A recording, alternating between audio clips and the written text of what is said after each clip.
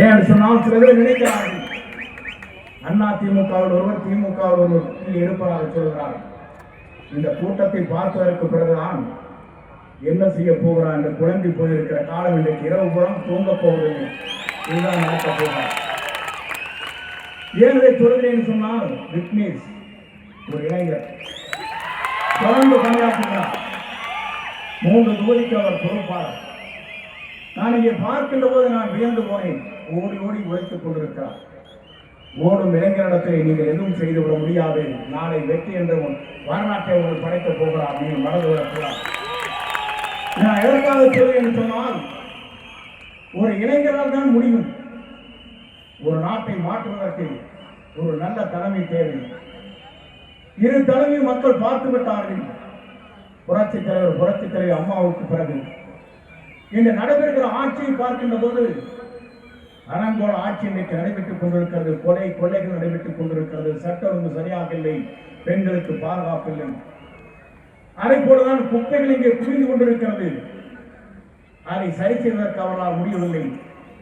மரப்பாலத்திலே கட்டி முடிக்கப்படுகிற பாலங்கள் இங்கே ரயில்வே பாலங்கள் கட்டி முடிக்கப்படவில்லை. இங்கே இருக்கிற செக் போஸ்ட் அது ஆட்கள் இல்லை. நான் எதற்காக இதை சொல்கிறேன் என்று சொன்னால் அனைத்தும் மாற்றக்கூடிய சக்தி, ஒரே சக்தி நம்முடைய வெற்றி கழகத்திலே தலைவராக இருக்கிற தளபதிக்கு மட்டும்தான் இருக்கிறது தவிர யாருக்கும் அந்த வரலாறு படைக்கப் போகிறது. நான் எதற்காக சொல்கிறேன் என்று சொன்னால் வேடிக்கையாக சொல்லவில்லை. புரட்சி தலைவரோடு பயணத்தை செய்கிற போது இதைத்தான் சொன்னார்கள்.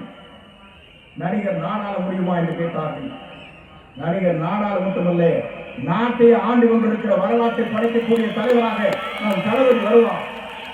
அதை யாராலும் மாற்றி காட்ட முடியாது. இதைத்தான் நாம் இங்கே எண்ணி பார்த்தோம்.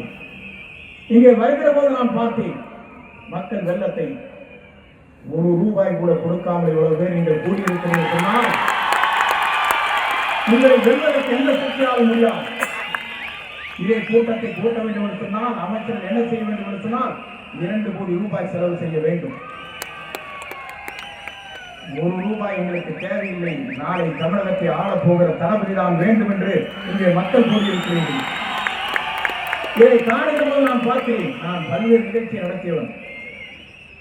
எல்லோரும் எல்லா கட்சிக்கும் போவாங்க.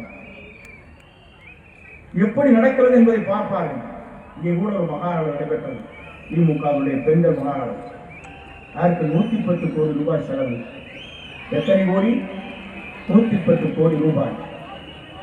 ஒருவருக்கும் ₹1000 செல்வதற்கு பெண்களுக்கு சேவை, பேருந்து வசதி. அத்தனை பேர் இங்கே வந்தார்கள். இங்கே எழுச்சி எப்படி இருக்கிறது என்று நாம் காணுகிறோம். அங்கே எழுச்சியே இல்லை. ₹110 கோடி கொடுத்ததற்கு பிறகு தூங்கிக் கொண்டிருக்கிற கூட்டத்தை நாம் பார்த்தோமே தவிர எழுச்சி பெற்ற கூட்டத்தை பார்க்கவில்லை. நான் எதற்காக சொல்கிறேன் சொன்னால் உங்களை மிஞ்சுவதற்கு எந்த சக்தியாலும் தமிழகத்தில் முடியாது என்ற வரலாற்றை படைக்கிற கூட்டம் தான் இங்கே இருக்கிறது. இந்த கூட்டத்தை பொறுத்தவரை நான் சொல்கிறேன், நாளை தமிழகம் மாறப்போகிறது. அது யாராலும் தடுத்து நிறுத்த முடியாது. எந்த சக்தியாலும் தமிழகத்தில் நிறுத்த முடியாது. எல்லோரும் கனவு காண்கிறார்கள். ஆட்சி மாற்றங்கள் வேண்டும் என்று மக்கள் விரும்புகிறார்கள். நேற்று முன்தினம் எனக்கு துபாயிலிருந்து வீடியோ கான்பரன்ஸ் மூலமாக என்னை பேச சொன்னார்கள். அப்போது இடத்திலே பேசினேன். 500க்கும் மேற்பட்ட தமிழகத்தை சார்ந்த மக்கள் அங்கே ஒரு கான்பரன்ஸில் இருந்தார்கள். அவர் சொன்னார்கள், நாங்கள் மட்டுமல்ல, உலக நாடுகளே வாழ்கிற 3 லட்சம் பேர் அவருக்கு வாக்களிப்பதற்கு ₹1,00,000 செலவு செய்து ஒரு வாக்கை அளிக்க போகிறோம் சொன்னவர்கள் அவர்கள். நான் எதற்காக சொல்லி என்று சொன்னால் ₹1,00,000 செலவு செய்து ஒருவருக்கு வாக்களிக்கிறோம் என்று சொன்னால் உலகத்திலே இருக்கிற அத்தனை அறிஞர்களும் விஞ்ஞானிகளும் நபர்களும் சிந்திக்கிறார் சொன்னால் தமிழகத்தை ஆளுவதற்கு நம்முடைய தளபதியை தவிர யாரும் இல்லை என்ற வரலாற்றை உலக நாடு இன்றைக்கு பேசிக் கொண்டிருக்கிறது. தமிழ்நாட்டில் மட்டுமல்ல, அவர் வருவார். வந்ததற்கு பிறகு தமிழகத்தை ஆழ்வார்.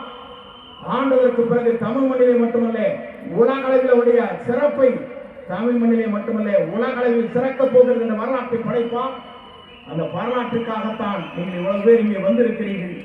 உங்களை பார்க்கின்ற போது நான் வியந்து போனேன். ஏன்னு சொன்னால் விக்னேஷ் ஒரு இளைஞர். அந்த இளைஞருக்கு ஒரு திறமை இருக்கிறது. ஆற்றல் இருக்கிறது, சிந்தனையும் இருக்கிறது, தொலைவில் இங்கே இருக்கிற தொலைநோக்கு பார்வையும் இருக்கிறது.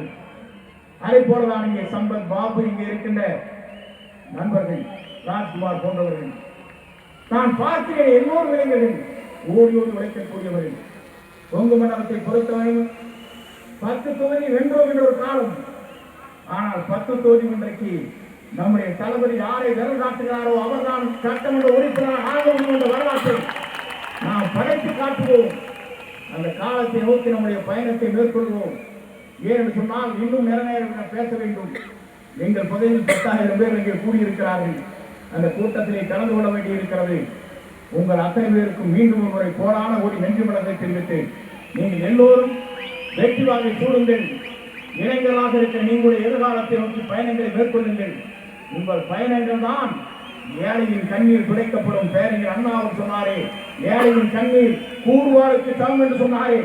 அந்த கூர்வாளுக்கு சமமாக இருக்கிற ஏழையுடைய கண்ணீரை துடைக்கிற ஒரே தலைவராக நாளை 234 தொகுதியும் நம்முடைய தளபதி யாரை வெல்காட்டுகிறாரோ அவர்